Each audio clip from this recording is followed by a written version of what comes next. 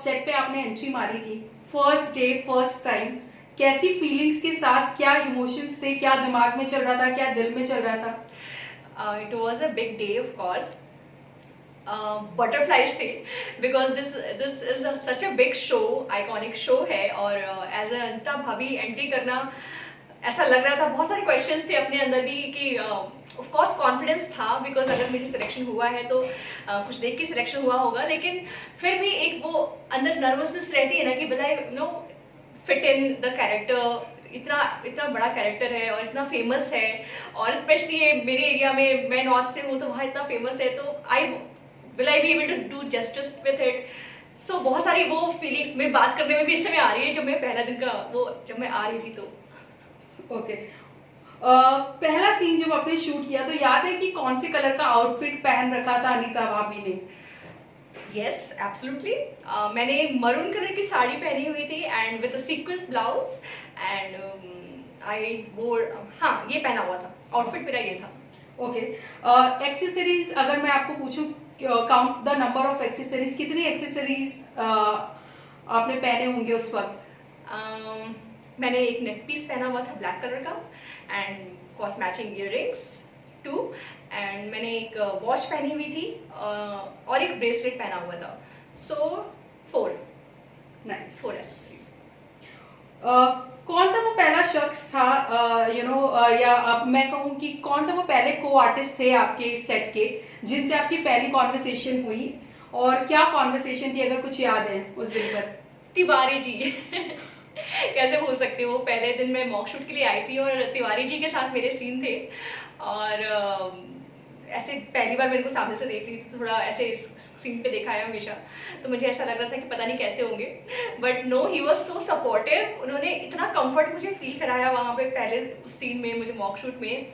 Don't worry, सब हो जाएगा, चिंता मत करिए, आप अच्छी लग रही हैं, आप अच्छा कर रही हैं. और कुछ जैसे मैं अगर कैरेक्टर कुछ जो रिक्वायरमेंट भी थी कुछ ऐसा अनिता के लिए, तो वो मुझे बता रहे थे कि जरा सा ऐसे कर दो, अच्छा कर रही हो, जरा सा ऐसे कर दो. तो it was so, he was so supportive and he made me very comfortable and it was a good day shooting with him. Okay. The first sequence if you remember जो आपने शूट किया था अनीता भाभी बनकर, जो पहला सीन आपने shoot किया इस शो के लिए?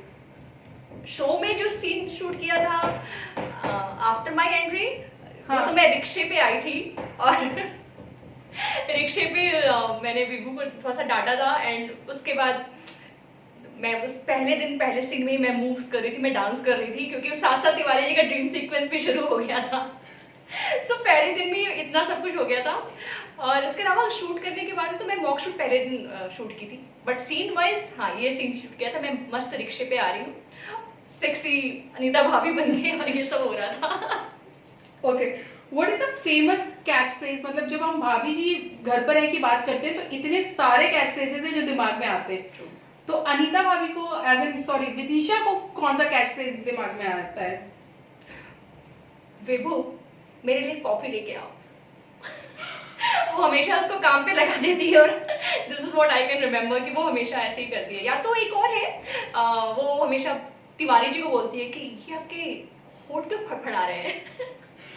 So these two phrases which I remember. Okay.